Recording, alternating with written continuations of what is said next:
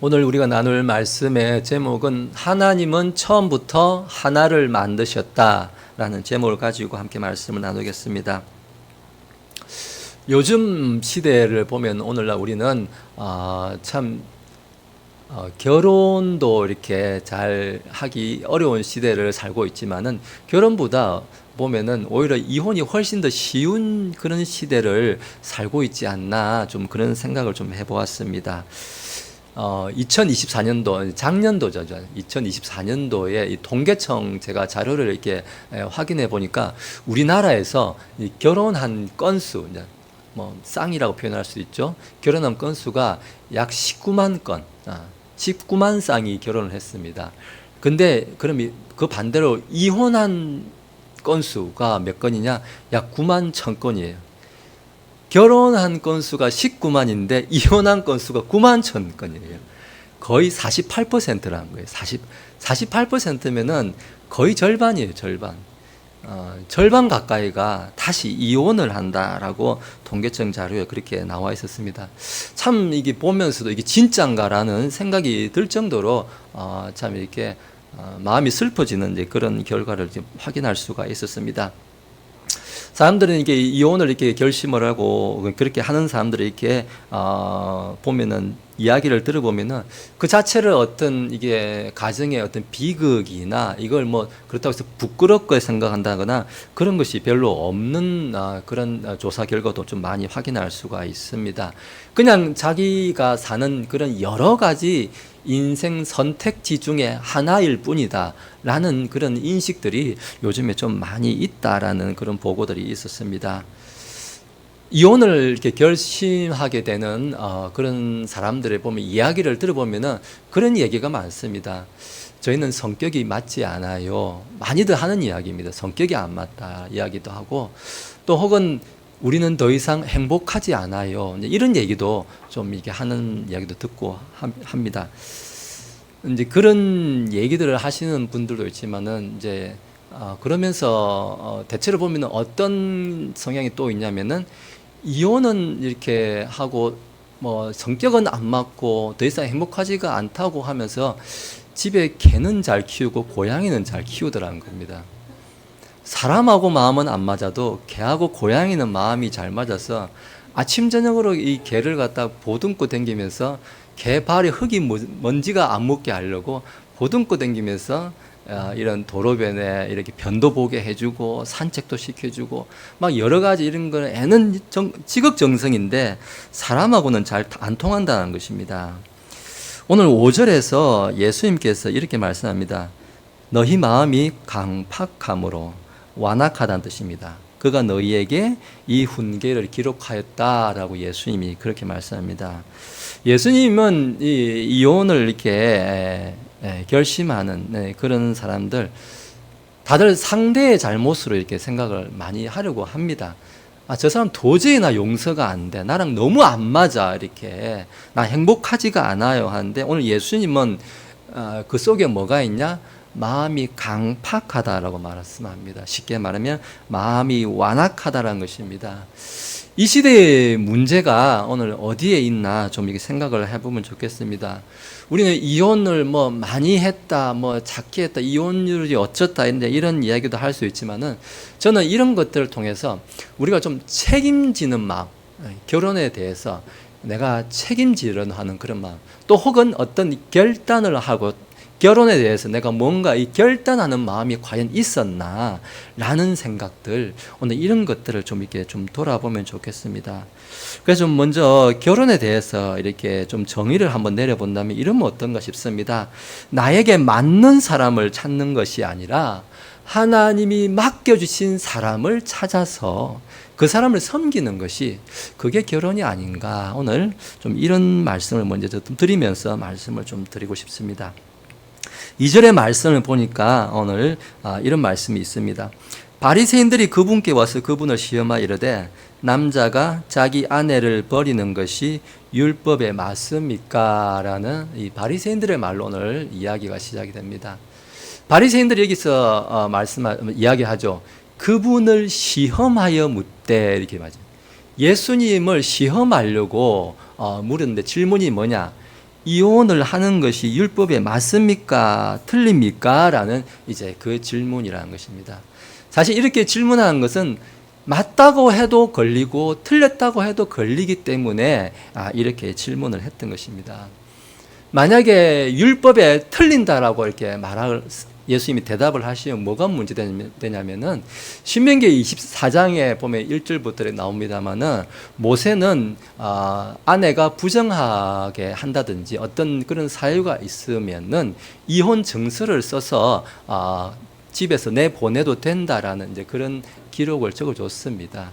그래서 율법을 그러면은 너는 율법을 반대하는구나라는 그런 바리새인들의 아마 그런 비난을 이렇게 받게 될 것입니다. 근데 또 반대로 이혼해도 된다 이렇게 맞다라고 이제 이렇게 이야기를 해버리면 이야기는 뭡니까? 이 침례자 요한 그때 당시에 이 유대의 왕은 헤롯 안디바라는 사람이 있었습니다. 침례자 요한을 목베어 죽인 사람이죠. 그 사람이 왜 침례자 요한을 죽이냐면은 자기 남동생 빌립의 아내 헤로디아를 자기가 아내로 삼아가지고 침례자 요한이 그걸 이제 아주 비난을 책망을 했었는데 그게 듣기 싫어가지고 결국은 죽이게 되는데 그러면은 저기에 대해서 바리새인들 질문 율법에 맞습니까? 틀립니까? 그러니까 거기에 대해서 이제 다르게 말하고 하면 맞다라고 이야기해버리면은 그러면은 침례자 요한은 왜 그런 말을 괜히 했는 겁니까? 라는 또 반박을 듣게 되겠죠. 특별히 아마 많은 그 당시에 예수님을 따랐던 사람들은 남자보다도 여인들도 많이 따랐습니다. 또 여인들에게 불리한 그러한 대답이 되니까 아마 예수님의 거의 지지층이라고 할 수 있는 여인들로부터도 어쩌면은 좀 비난을 기대하는 오늘 그런 질문이 저 바리새인들의 질문이 아니었나 우리가 좀 생각을 해볼 수가 있습니다. 바리새인들은 주장이 그거였죠. 모세의 기록, 성경에 그렇게 써 있지 않습니까? 성경에 이혼 정서만 써주면은 이혼해도 된다고 되어 있으니까 우리가 이혼하는 것이 합법적이지 않습니까? 라고 이제 바리새인들이 이제 질문을 했습니다. 그래서 예수님께서는 너희 마음이 강팍했기 때문에 모세는 그런 글을 적어준 것이다 라고 이렇게 대답을 하는 것입니다. 우리가 신명기 24장에서 모세가 그런 글을 기록했지만 사실 그 당시에 왜 모세가 그 글을 기록했는지를 알아야 됩니다. 그 당시에 이스라엘 사람들은 아주 남자 중심의 사회였어요. 그냥 남자가 자기 주관적으로 결정을 해서 이 여자가 부정하다고 생각하면 자기 마음대로 그냥 내쫓아 버렸던 거예요. 다른 여자가 마음에 드는 여자가 새로운 여자가 생기면은 온갖 핑계를 다 붙여가지고 심지어 음식을 조리하다가 음식을 약간 태웠다. 그것도 이혼 사유라는 거예요. 그것도 우리말로는 밥을 태워도 그냥 밥하다 밥만 태워도 이혼 사유가 된다 했던 게 그 당시에 남자들의 했던 관습이라는 거예요. 근데 그 당시 그렇게 해가지고 여인들을 이렇게 내쫓아 버리면 무슨 문제 생깁니까? 그 당시는 여인들이 남자에게 종속되는 그런 문화 시대였대요. 근데 여자가 이혼 정수도 없이 그냥 버려지면요 어디 가서 일도 못해요. 요즘같이 뭐 직장이 다양하게 있는 그런 시대도 아니었어요. 그냥 굶어 죽는 거예요. 굶어 죽는 거. 그래서 모세가 너 차라리 그렇게 정이혼을 하고 싶으면 이혼 정서라도 써줘가지고 이 여자가 이 정서를 가지고 다른 남자에게 시집을 다시 가서라도 먹고 살게는 최소한 해줘라라는 그런 의미로 써준 것이지 이 정서만 써주면 언제든지 이혼해도 된다라는 그런 의미가 전혀 아니었다는 거예요.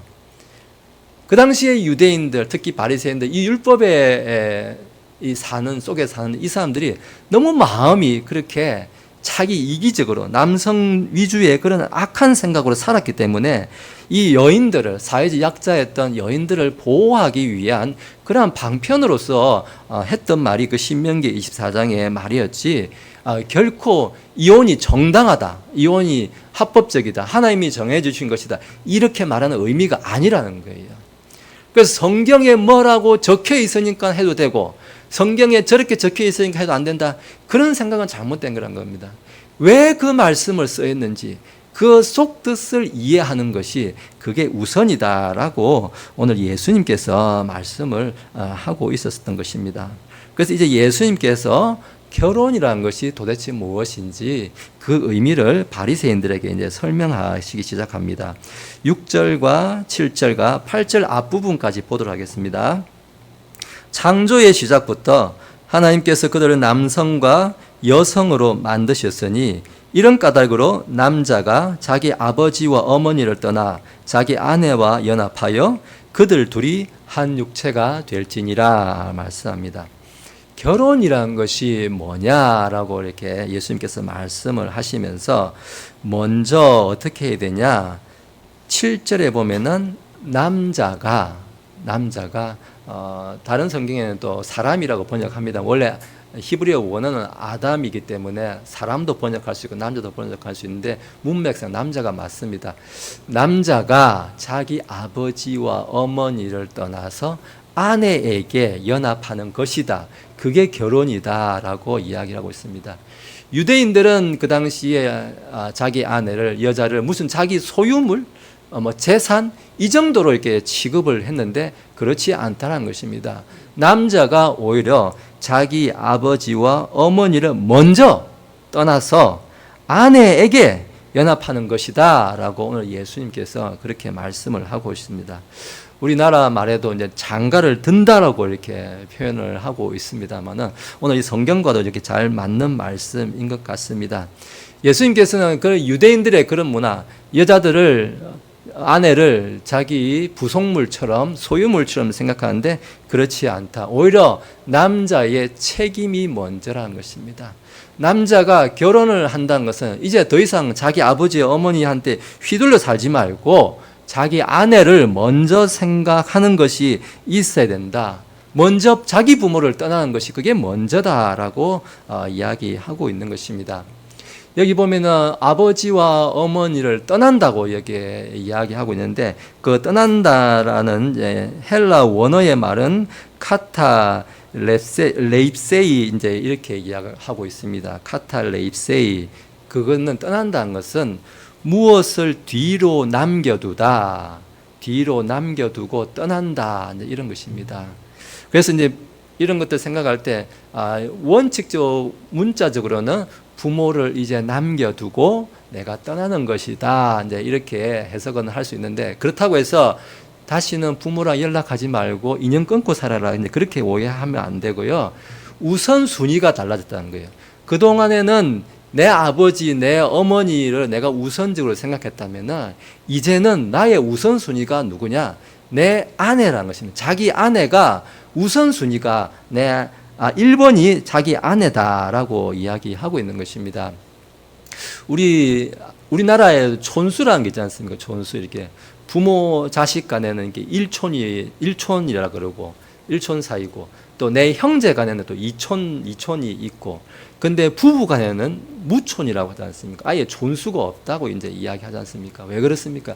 둘이 하나이기 때문에 가장 가깝기 때문이다라고 이렇게 우리 풍습에도 이제 그런 게 잘 나타나 있는 것입니다. 부모보다 더 가까운 것은 내 아내고 내 남편이 나에게 가장 가까운 관계다 그렇게 이야기하고 있습니다. 또 다르게 생각하면 성경적으로 생각하면 더 이상 혈연 관계 부모와 나는 피를 나눈 사이예요. 그렇지만 내 아내와 나는 피 한 방울도 안 섞인 사이예요. 그런데 오늘 누가 더 가깝다고 합니까? 피 한 방울도 안 섞였지만은 내 아내가 내 남편이 훨씬 더 가까운 사이다. 아예 가까운 게 아니라 나와 하나다라고 이렇게 말씀을 하고 있습니다. 예수님께서는 구원의 원리도 마찬가지입니다. 이제는 혈통으로 어떤 유대인만 하는 그런 시대가 혈통적인 관계가 아니라는 거예요. 십자가로 세우신 그런 언약의 관계, 약속의 관계. 우리 신약 구약 할 때 이제 테스타먼트라 표현하지만 코베넌트라고 표현하는데요. 그런 약속의 관계가 더 우선이다는 거예요. 혈통의 관계가 어떤 내가 유대인이고 뭐 이런 게 중요한 게 아니라 십자가로 세우신 언약의 관계, 약속의 관계가 훨씬 더 우선이다라고 오늘 예수님께서 그러한 말씀도 이렇게 함께 해주시고 있는 것입니다. 오늘 그것을 누가 만들었다고 말씀합니까?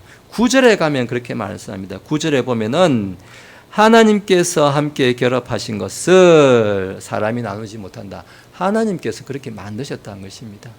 더 이상 혈통 관계가 중요한 것이 아니라 언약의 관계, 결혼이라고 하는 그런 약속과 언약의 관계가 훨씬 더 중요한 것이다 라고 이야기하고 있습니다. 오늘 이 말씀들, 이제 결혼에 대해서 예수님께서 여러 말씀을 하시는데 좀 한마디도 이게 뭐 줄이면 어떤 말씀이 되냐면은 에베소서 가면 이 말씀합니다. 에베소서 5장 25절에서 이렇게 말씀합니다. 남편들아 너희 아내 사랑하기를 그리스도께서 또한 교회를 사랑하사 교회를 위해 자신을 주신 것 같이 하라. 교회를 위해 자신을 주셨다. 말이 어렵습니다. 쉬운 말로 하면은 교회를 위해 자신을 주셨다는 것이 십자가에 자신을 내어주셨다는 거예요. 죽기까지 사랑했다는 거예요. 그래서 남편들아 아내 사랑하기를 얼만큼 해라고 합니까? 죽을 만큼 사랑해라는 것입니다. 죽을 만큼 사랑해라. 그렇게 이야기하고 있습니다. 오늘도 여기까지 이제 말씀을 이제 드리니까 계속 남편들이 자기 아버지 어머니를 떠나서 아내에게 와야 되고 남편들은 아내를 죽기까지 사랑해야 되니까 나는 예외구나 생각하시면 자매님들은 안 계실 줄로 믿습니다. 서로 쌍방이라는 것입니다. 아내들도 마찬가지라는 것입니다. 성경에 안 적혀 있는데요. 아내 이야기는 없잖아요. 하면은 아까 유대인들이 그 바리새인들이 했던 말과 똑같은 것입니다. 성경에 이혼하면 이혼 정서 써주면 된다고 했는데요. 맞습니까? 틀렸습니까? 질문하는 거가 똑같은 거예요. 성경에 안 써 있다고 해서 나는 해당 사항 아니네요 생각한다면은 그는 성경을 아까 바리새인들처럼 잘못 읽고 있다는 것입니다. 오늘 예수님께서 이 말씀을 왜 주셨는지를 그 말씀을 잘 이해한다면 서로가 다 남편도 자기 아버지 어머니를 떠나서 아내를 먼저 생각해야 되고 아내도 자기 아버지 어머니를 떠나서 남편을 먼저 생각하는 것이 그게 결혼의 원리다라는 것입니다. 그게 행복할 수 있는 비결이다라고 오늘 예수님께서 우리에게 말씀해 주십니다. 오늘 예수님은 이 결혼하는 문제 또 이혼하는 문제 이런 것들을 이렇게 다루고 있습니다만은 사실 오늘 이 본문에 좀 더 넓은 목적은 뭐냐면은 제자도를 가르쳐 주시는 거예요.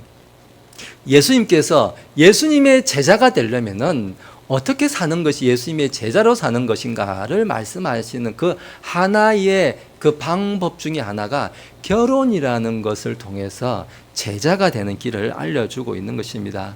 우리 앞에 마가복음 8장에 가면 8장 34절에 있었던 말씀입니다.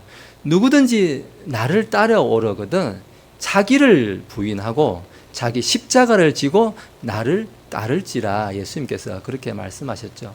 오늘 결혼이라는 게 바로 그런 거라는 겁니다. 결혼을 한다는 것은 뭡니까?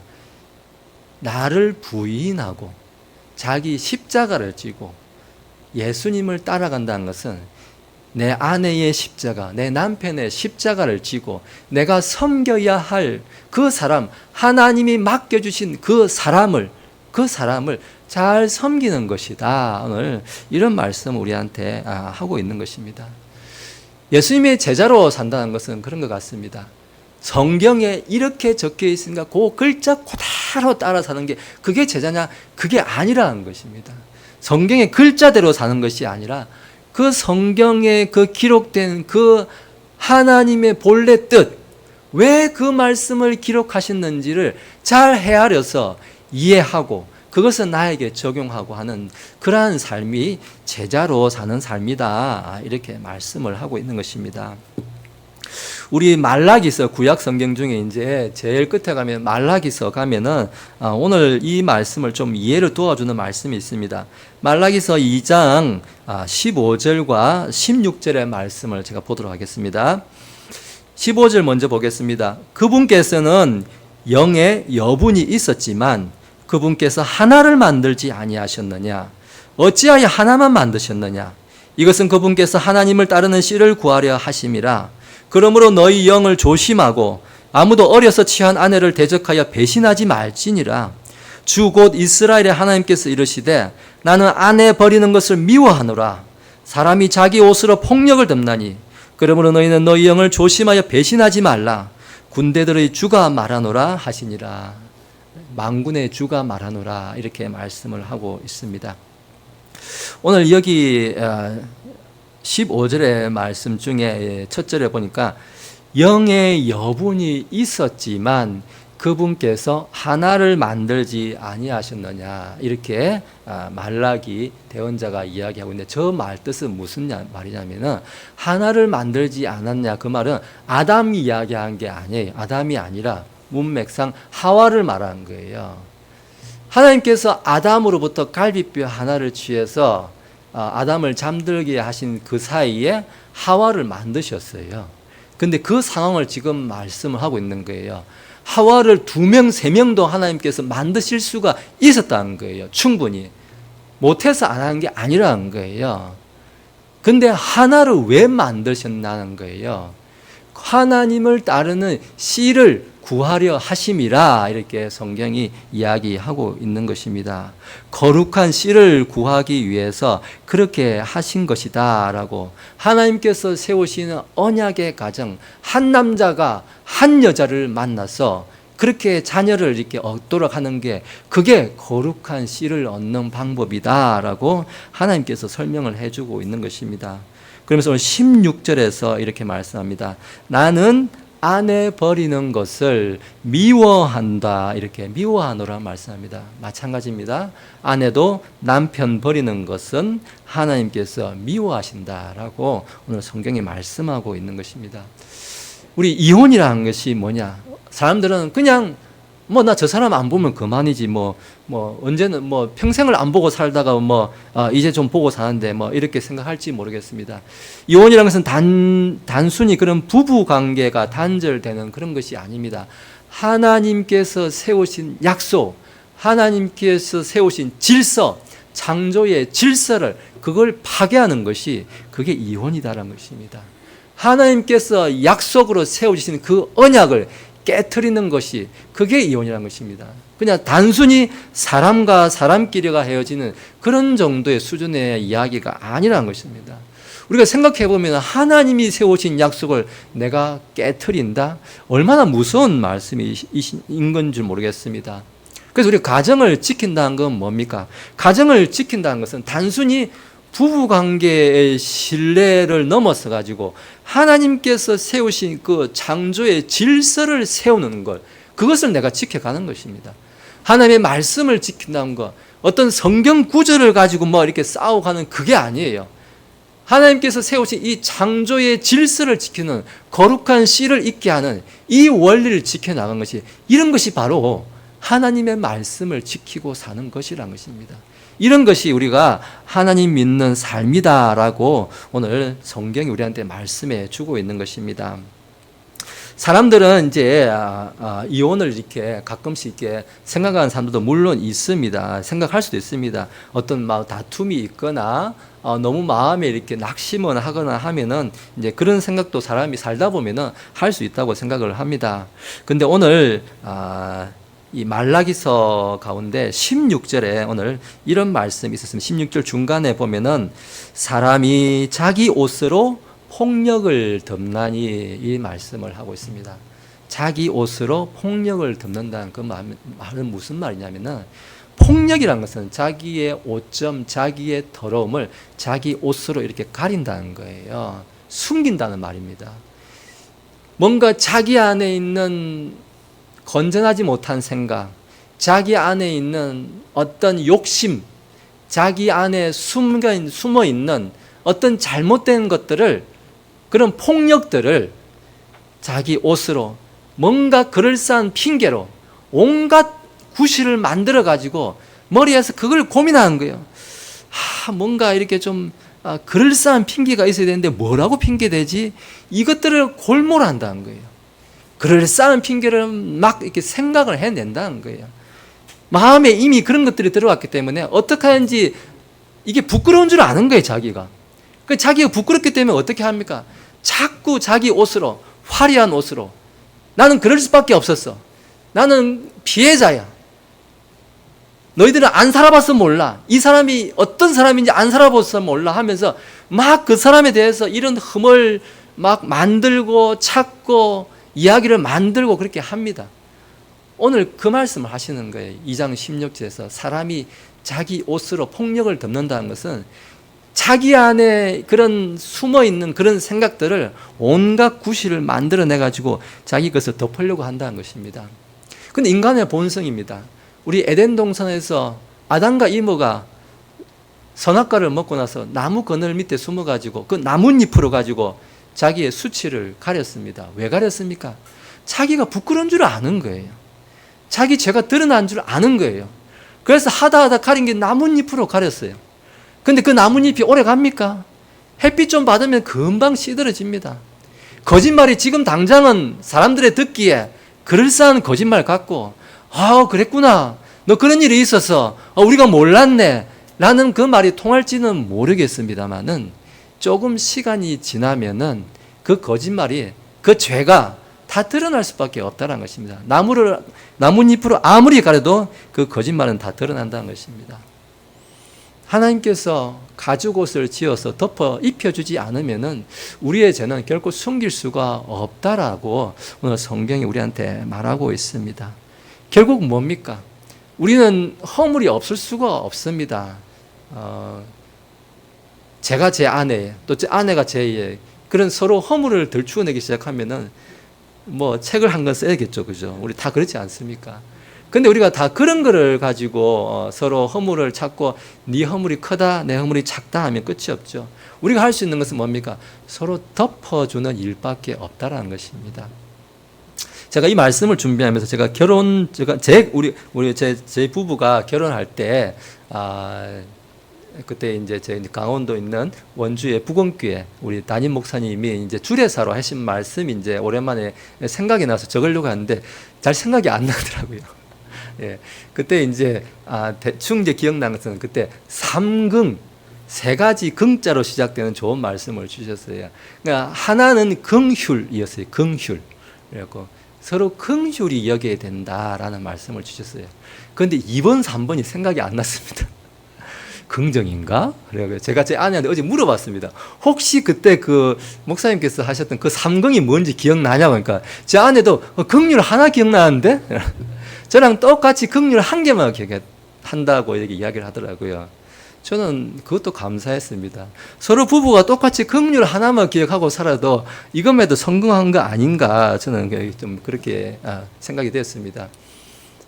그때 결혼식을 하는데 그날 그 결혼식에 왜 그런지 저도 잘 모르겠습니다만 그날따라 이상하게 결혼식 하는데 제가 눈물이 펑펑 났어요. 눈물이 그날따라 신부는 한 번도 눈물 한 방 안 나는데 신랑이 눈물을 펑펑 흘리는 거예요. 그래서 결혼식이 끝나고 그 결혼식을 하는데 제 아내가 쟤를 막 계속 눈물을 닦아주는 거예요. 이렇게. 신부가 우는 게 아니고 신랑이 막 울어가지고 신부가 눈물을 계속 닦아주고 있고, 나중에 결혼식이 끝나고 이제 처가에 이제 잠깐 이제 신혼여행 가기 전에 잠깐 옷 또 갈아입고 해서 이제 들렸습니다. 그러니까 우리 처가의 이모님들이 박서방 너 일로 와봐 하면서 도대체 누구 생각한다고 해서 그렇게 눈물이 그렇게 이렇게 그치지 않았어요. 누구 생각하고 있었어요? 뭘 누구를 못 잊어가지고 그렇게 생각하고 있었어요. 이렇게 웃으면서 이렇게 농담으로 이렇게 하신 그런 생각이 났습니다. 저는 누구를 생각해서가 아니고 저도 왜 그랬는지 모르겠지만은 그냥 눈물이 펑펑 나는데 아내가 제 눈물을 막 이렇게 닦아줬던 생각이 났습니다. 그런 것 같습니다. 부부는 이렇게 눈물을 이렇게 닦아주는 그런 사이가 되면 참 좋겠다라는 생각도 좀 같이 했습니다. 오늘 우리 이 자리에 오랜만에 우리 이 김정수 유아경 집사님 앉아 계신데 이제 결혼한 지 아마 저도 솔직히 이제 언제 했는지 기억이 안 나네요. 재작년이었던가요? 예. 그때 주례사 제가 드린 말씀 혹시 기억나고 있습니까? 무슨 말씀 드렸는지 기억 안 나시죠? 저 그때 그래가지고 제가 어제 파일을 저도 기억 안 나가지고 파일을 찾아봤습니다. 찾아보니까 베드로전서 말씀 가지고 이렇게 했더라고요. 베드로전서 4장 8절의 말씀이었습니다. 이 말씀 제가 다시 한번 읽어드리겠습니다. 무엇보다 먼저 너희끼리 뜨거운 사랑을 뿜으라. 사랑은 허다한 죄를 덮느니라. 이 말씀을 가지고 제가 주례사를 했더라고요. 그래서 제가 결혼은 덮어주는 사랑이다, 이제 이런 주제로 가지고 이제 주례사를 했던 것을 제가 다시 한번 이제 읽어보게 되었습니다. 그래서 우리 집사님 부부도 잘 모르면 그냥 덮어주면 되는구나, 이렇게 생각하면 좋겠습니다. 덮어주는 사랑이 최고구나, 이렇게 좀 기억을 하면 좋겠습니다.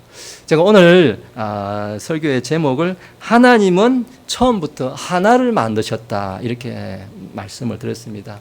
아까 말라기서 2장에서 그 하나라는 것은 아담에게 영의 여분이 있었지만은 하와 한 명만 주셨다. 왜 그랬냐면은 거룩한 씨를 만드는 방법은 그 길이기 때문이다라고 이제 설명을 드렸습니다. 결혼이라는 것은 내가 좋아하는 사람 만나가지고 내 꿈을 이루는 것이 아니라 하나님께서 맡겨주신 사람, 그 사람 만나가지고 섬기는 것이다. 오늘 제가 앞에서 그런 말씀을 드렸습니다. 그런데 오늘 하나님은 그것이 하나님께서 세우신 창조 질서를 회복하는 것이다, 세우는 것이다. 오늘 이 말씀을 드렸습니다. 그래서 우리 하나님은 한 해를 통해서 경건한 자손을 일으키시는데 믿음의 가정을 세우기 위해서 우리가 건전한 씨를 일으키도록 애쓰는 그러한 우리가 교회가 되어야 된다라는 그러한 말씀을 하고 있는 것입니다. 세상 사람들, 어떤 사람들이 여러 가지 요즘은 트렌드는 이런 거야 하면서 막 저런 거야 하고, TV에도 보면 예능 프로그램 보면은 이제 돌싱들 이렇게 막 나와가지고, 이렇게 돌싱이라고 하죠. 돌아온 싱글이라고 합니까? 그런 분들 나와가지고 막 이렇게 만나고 하는, 이렇게 뭐 40대, 50대에도 막 이렇게 만나고 하는 그런 것들도 많이 하고 있습니다. 근데 우리가 그런 것들을 보면서 나도 이런 생각은 절대로 하지 마시고, 하나님께서는, 우리가 그런 분들 정죄하기보다 하나님께서는 그런 일을 기뻐하지 않으신다 라는 것을 우리가 명심을 하시고, 우리가 하나님께서 주신 이 가정을 소중히 여기는 그러한 좋은 교회가 되시기를 예수님의 이름으로 축복합니다. 기도하시겠습니다. 거룩하신 하나님, 감사합니다. 하나님께서 예정하시고 또 하나님께서 우리 각자에게 딱 맞는 배필들을 주셔서 오늘 이곳에도 여러 가정들이 모여 있습니다. 그리고 우리에게 사랑하는 남편을 주시고 아내를 주신 것을 또한 감사합니다. 자신도 물론 사랑했지만 내가 사랑했을보다 하나님께서 맡겨주신 사람을 잘 섬기도록 주신 것이 내 아내고 내 남편이라는 것을 말씀해 주신 것을 감사합니다. 내 유익을 위해서가 아니라, 내 이익을 위해서가 아니라 내 남편과 내 아내의 유익을 위해서 사는 우리가 되게 하여 주옵소서. 그것이 하나님께서 기뻐하시는 일이고, 그것이 거룩한 씨를 세우는 일이고, 그것이 하나님께서 만드신 이 창조의 원리를 지키고 세우는 일이라고 아버지 우리가 오늘 알게 되었습니다. 이때가 너무나 악해서 이혼율이 증가하고 있는 그러한 때에 살고 있지만, 우리가 세상을 닮지 않고 오직 하나님께서 세워주신 이 거룩한 이 가정을 잘 지켜나가는 그러한 지혜로운 가정들 되게 하여 주시옵소서. 한 주간도 살면서 가정에 여러 가지 문제가 있을지라도, 어려움이 있을지라도, 세상 사람들이 무엇하고 우리에게 또 속이는 말을 할지라도 그런 말에 우리가 속지 않고 오늘 성경이 말하는 거룩한 가정, 아름다운 가정, 하나님께서 세우신 축복의 가정을 잘 지켜나가는 우리가 되게 하여 주옵소서. 예수님의 이름으로 기도드립니다. 아멘.